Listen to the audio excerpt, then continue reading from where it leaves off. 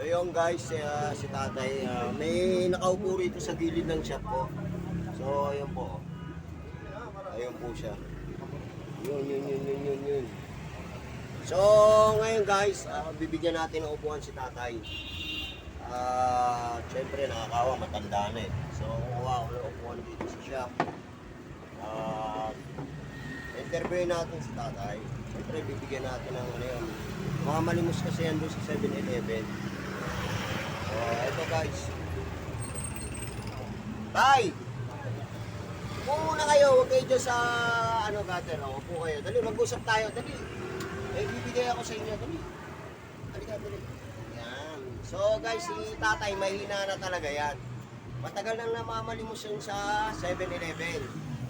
So siyempre, kada makikita ko yan, hindi ko matiis yan na bigyan kahit pa paano.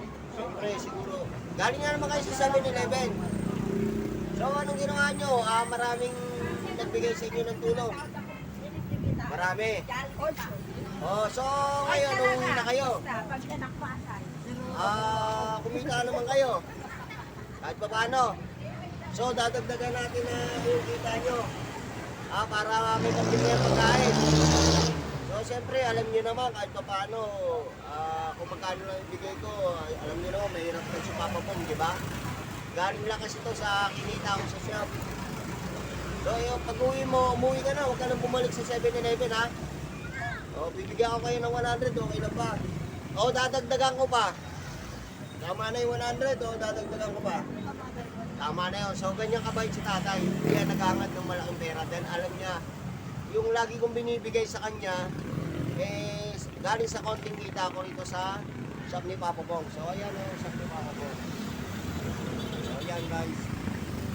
So, ngayon, kahit pa paano kumita ako, kaya natuwa ako kay tatay. Bibigyan ko siya ng pagdagdag para makauwi na si tatay. So, tay, damutan nyo na tong bibigay ko ha. So, okay na ba yan? Sige, uwi na kayo ha, kasi makulimlim na oh. Huwag na kayong huwag kayong umupo sa gutter. Kung pinakailangan, pag pagod na kayo, tambay kayo rito sa shop ko, dito kayo pupo. Tsaka bibigyan ko kayong pagkain, ha? So, sige guys, salamat. Ayan po sa tatay. Mahina na po yan. So, sige, uwi na kayo. So, siyempre, ihahatid natin to.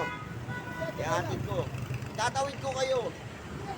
Hindi, huwag kayo makulit. Ihahatid ko kayo. So, ganyan yan. Kahit ayaw niya, kinukulit yan. So,